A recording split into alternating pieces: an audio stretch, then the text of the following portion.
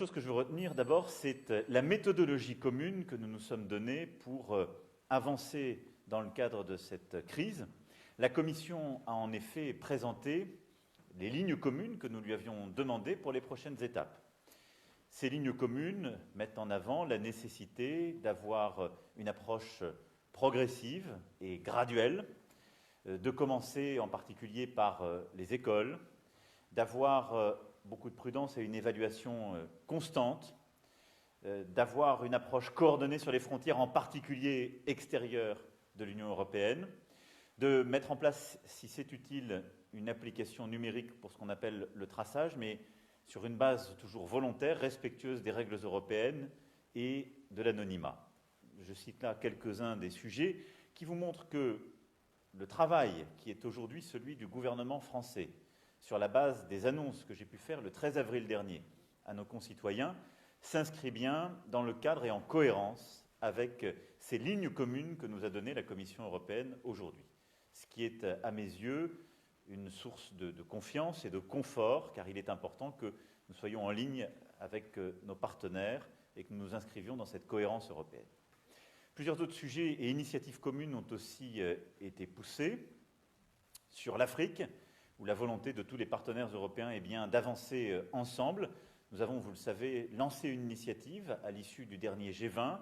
J'ai eu l'occasion de m'entretenir avec l'Union africaine, plusieurs chefs d'État et de gouvernement, et nous avons signé avec plusieurs dirigeants africains européens une initiative en 4 axes pour l'Afrique, et celle-ci est soutenue fortement par l'Union européenne. Nous avons aussi une volonté commune d'avancer sur les diagnostics, traitements et vaccins. Et sur ce sujet, nous avons là aussi engagé depuis plusieurs semaines un travail en profondeur avec l'Organisation mondiale de la santé, plusieurs fonds thématiques, des grandes organisations et fondations publiques et privées. Et nous aurons l'occasion demain, en début d'après-midi, avec l'Organisation mondiale de la santé, de lancer cette initiative qui, elle aussi, s'inscrit dans une cohérence européenne, puisqu'après le lancement de demain, nous aurons le 4 mai prochain la conférence de financement de cette initiative qui sera conduite avec la présidente de la Commission européenne, Ursula von der Leyen. Il y a 2 autres sujets que je veux retenir de ce Conseil européen qui, sur le plan économique, industriel et financier, ont structuré nos débats. La première chose, c'est la souveraineté européenne, l'autonomie stratégique européenne. C'est un concept que la France pousse depuis près de 3 ans, vous le savez, sur lequel nous sommes beaucoup engagés, qui est décliné sur le plan du numérique, sur le plan de l'écologie et aussi de notre politique industrielle. Un consensus est en train de se forger à la lumière de cette crise pour renforcer l'autonomie stratégique européenne, c'est-à-dire notre souveraineté, notre capacité à réduire notre dépendance à l'égard du reste du monde, renforcer notre capacité à produire sur le plan sanitaire, nous l'avons vu avec les matériels de protection, mais aussi beaucoup de ce dont nous avons besoin dans cette crise. La France s'est organisée pour produire elle-même plusieurs de ces matériels. L'Europe l'a aussi fait et nous devons aller plus loin, plus fort. Mais sur beaucoup de secteurs industriels, il nous faut renforcer notre autonomie stratégique. Nous avons donc demandé cette analyse à la Commission européenne avec la volonté de réorganiser nos chaînes de production pour réduire notre dépendance au reste du monde. C'est important pour l'Europe, c'est très important aussi pour la France. À côté de ce concept et de cet objectif de souveraineté, c'est la notion de solidarité qui a été largement abordée. Cette crise touche très sévèrement plusieurs pays européens, la France en fait partie, mais je veux avoir une pensée toute particulière pour plusieurs de nos voisins qui sont encore plus durement touchés que nous. Nos voisins italiens, nos voisins espagnols, nos voisins belges tout particulièrement. Remercier aussi plusieurs voisins qui ont été solidaires sur le plan sanitaire. Je pense à l'Autriche, à l'Allemagne, au Luxembourg, et pour parler d'un pays non membre de l'Union européenne, à la Suisse aussi. Mais cette crise, je le disais, a plus touché certains pays que d'autres.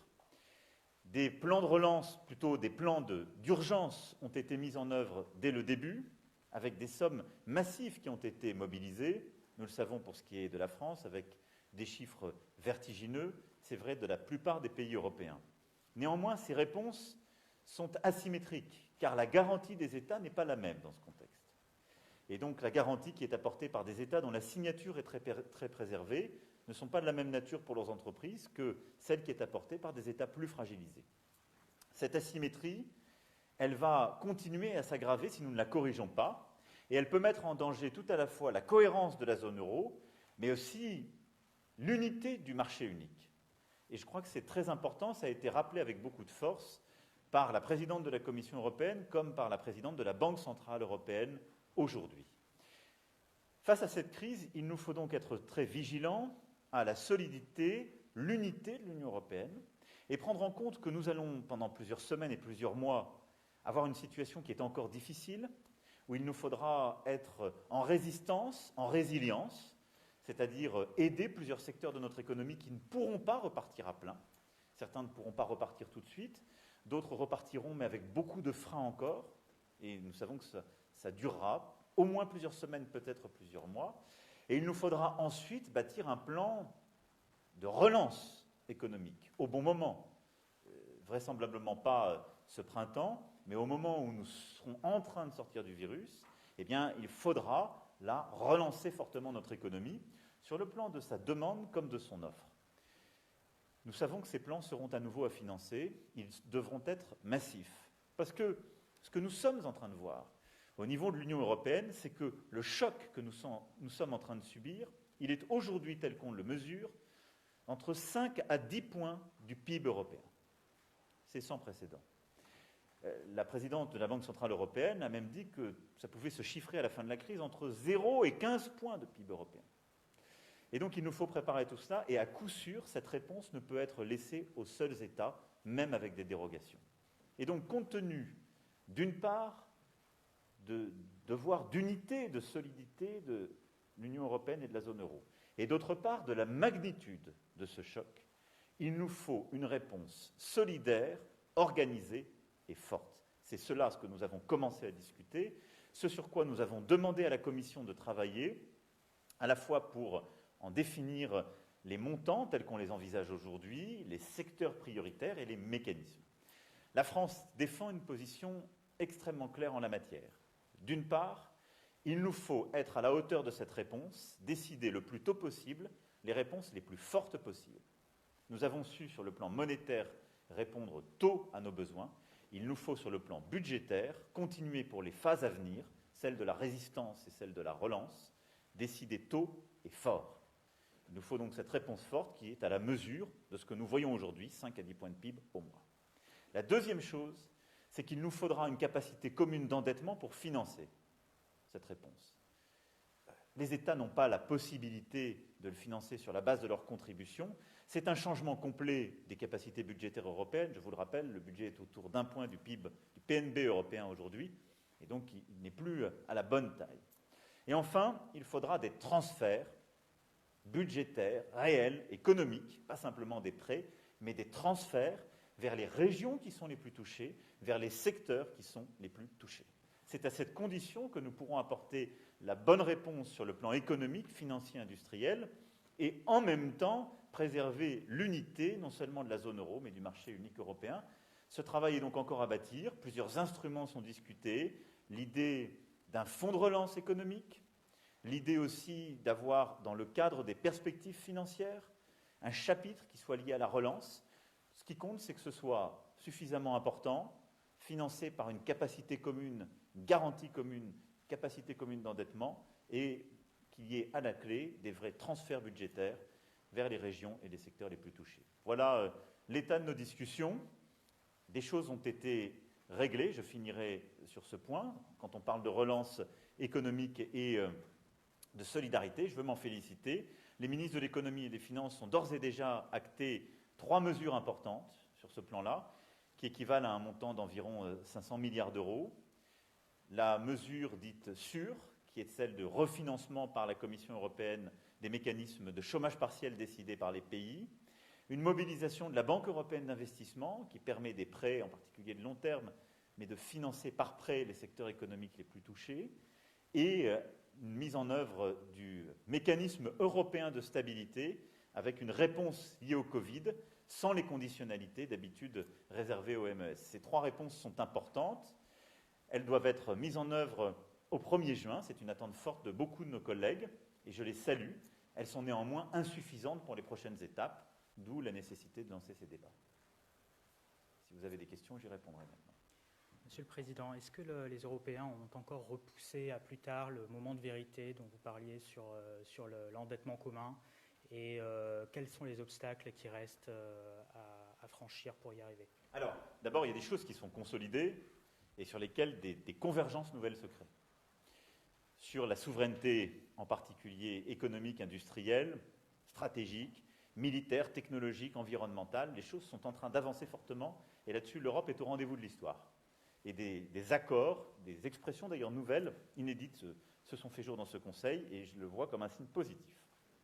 Ensuite, je crois qu'il y a un consensus sur la nécessité d'une réponse rapide et d'une réponse forte. Et là aussi, par rapport à ce qu'on a pu connaître au moment de la crise financière, il y a 10 ans, je crois que c'est une avancée, ce qui d'ailleurs a permis à la Banque Centrale Européenne de réagir très vite et de manière adaptée. Il y a une avancée, personne ne conteste le fait qu'on a un besoin de réponse qui est entre 5 et 10 points de notre PIB. Ça, il y a un accord. Il y a aujourd'hui des désaccords qui demeurent, c'est tout à fait vrai, sur les mécanismes, et en particulier, l'idée que ça puisse être financé, d'ailleurs, c'est pas tant, il faudra rentrer dans la technique, la question d'un endettement commun, c'est plutôt la question de savoir s'il sert à financer des prêts ou des transferts réels. Je le dis très sincèrement, si c'est que l'Europe s'endette pour faire des prêts vers d'autres pays, ça n'est pas à la hauteur de la réponse. Pourquoi? Parce que ces prêts viendront s'ajouter aux dettes que ces pays ont déjà.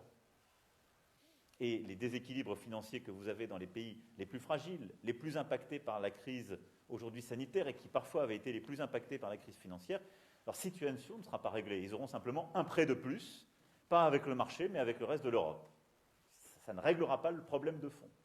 Et donc là où nous avons des désaccords, c'est dans la nature des transferts qui sont faits.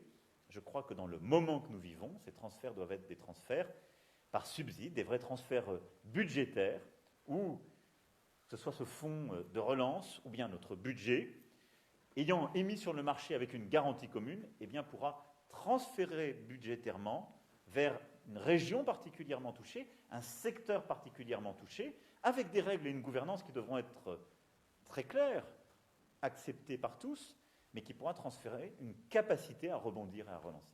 Là-dessus, il n'y a pas de consensus aujourd'hui. Et néanmoins, c'est une réponse que nous devrons à un moment fournir. Et je crois de manière très claire que notre Europe n'a pas d'avenir si nous ne savons pas apporter cette réponse. Et ça n'est pas apporter une réponse pour telle région simplement ou tel secteur. Le marché unique, c'est un tout, c'est un bloc. Et le marché unique, aujourd'hui, il profite à certains États ou certaines régions qui sont les plus productives de l'Europe, parce qu'elles produisent des biens qu'elles peuvent vendre vers d'autres régions. Si on abandonne ces régions, si on laisse tomber une partie de l'Europe, c'est toute l'Europe qui tombera. Est-ce que les pays qui bloquent sont toujours ceux qu'on connaît, les frugaux, l'Allemagne, les Pays-Bas? Est-ce qu'ils accepteront ces transferts? Nous sommes dans la discussion. Chacun a ses contraintes politiques, chacun a ses certitudes. Certains ont fait aussi beaucoup d'efforts pour avoir la situation financière qui est la leur. Et donc, moi, je respecte totalement les positions qui sont défendues. Et il ne s'agit pas d'ailleurs de considérer que tous les efforts qui ont été faits avant crise par les uns et les autres sont réduits à néant. Et ça vaut aussi pour la France. On a fait un très gros travail ces dernières années sur beaucoup de sujets. Nous avons une crise, il faut y répondre et on ne se pose pas de questions. Ça n'enlève rien de ce qu'on a fait avant. Et on rebâtira sur cette base-là. Mais le caractère exceptionnel de la réponse économique financière que nous devons tous apporter sur le Covid fait que la part de cette réponse doit donner lieu à une contribution exceptionnelle. Et c'est cette part-là qu'il faut savoir mettre en commun. Et donc, ce que je dis à tous ces États qui parfois disent « Nous, on a fait beaucoup d'efforts, beaucoup de réformes, vous voulez qu'on aille aider des pays qui n'ont pas fait ces réformes et qui sont plus loin de nous », c'est de dire « Les différences continueront d'exister, et il en va de la responsabilité de chacun, et l'idée n'est pas d'effacer tout le passé, mais de dire cette crise n'a rien à voir avec tout cela. Nous devons nous tenir ensemble et n'abandonner personne. Et elle requiert une capacité pour toutes les réponses à cette crise d'être pleinement solidaire. Et donc oui, il y a des désaccords. Il y a des États dont la psychologie profonde, dont les contraintes politiques justifient des positions très dures. Je crois que tout ça doit se bâtir dans la discussion et les prochains jours et prochaines semaines seront très importants. Nous avons un nouveau rendez-vous qui se tiendra début mai. La Commission va clarifier les propositions qu'elle peut nous faire. Nous allons nous-mêmes travailler sur des formats multiples, c'est-à-dire en bilatéral avec plusieurs pays, nous retrouver dans des groupes adaptés pour faire avancer ce débat. Mais je le dis avec beaucoup de force, et je le redis, l'Europe est à un moment de vérité, et nous devons tout faire pour qu'elle ait une réponse à la hauteur de son histoire, c'est-à-dire avec la bonne ambition, et aussi changer des habitudes qui sont parfois les nôtres, parce que ce virus est un choc exceptionnel pour nos sociétés, pour nos pays. Il implique donc une réponse exceptionnelle. Merci à vous. Bon courage, hein. Bon courage à vous dans cette période également, avec toutes les contraintes qu'il y a pour exercer le métier, je le sais. Merci en tout cas. Allez, on continue. Non, merci beaucoup. À bientôt. Bon courage, à bientôt.